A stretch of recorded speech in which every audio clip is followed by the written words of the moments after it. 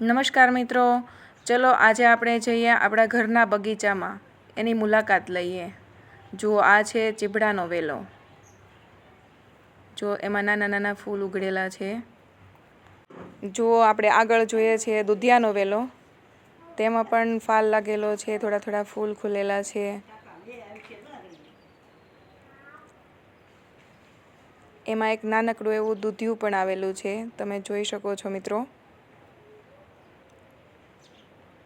એની સાથે એક ગીસોડાનો વેલો પણ ચડેલો છે, એમાં પણ નાનું એવું તુરિયું આવેલું છે. આ છે ટમેટી, એમાં પણ ઘણા બધા ટમેટા લાગેલા છે, જોઈ શકો છો તમે.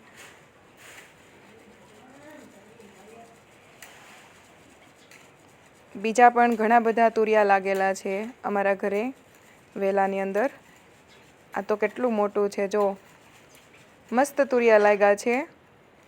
તમે પણ આવી રીતના ઘરે વાવી અને શાકભાજી ઉગાડીને ઘરે વાવીને લઈ શકો છો. તમે શાકભાજી બનાવી શકો છો. ઓર્ગેનિક ખેતી છે અમારી આ.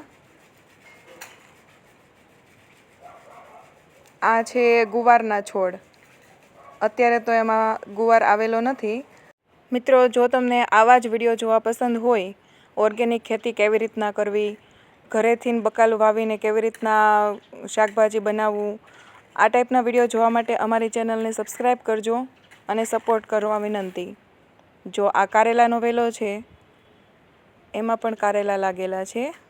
ઘણા બધા કારેલા આવેલા છે. જુઓ, તમે જોઈ શકો તેવા કારેલા છે. એકદમ લીલો વેલો છે. દવાનો કોઈ જ છંટકાવ કરવામાં આવતો નથી, છતાં પણ એકદમ મસ્ત કારેલા અને બધું જ શાકભાજી ઉગે છે. એકદમ ઓર્ગેનિક વસ્તુ છે.